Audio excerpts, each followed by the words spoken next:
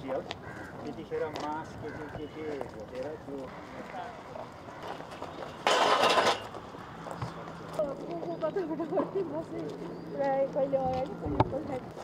त्यो नभएको भए त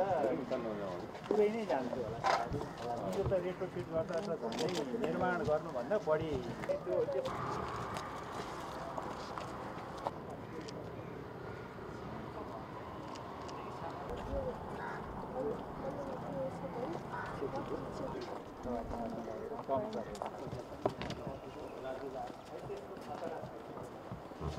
यस्तो सुरक्षाको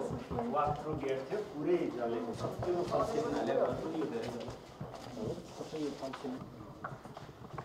त्यो भवन त हाम्रो लेमेनको हिसाबले त्यो सिलगढमा त अहिले त साँच्चै राम्रो भेटेर सबभन्दा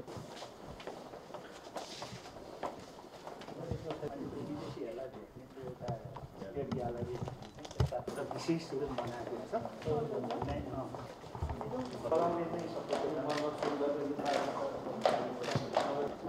यता जाउँ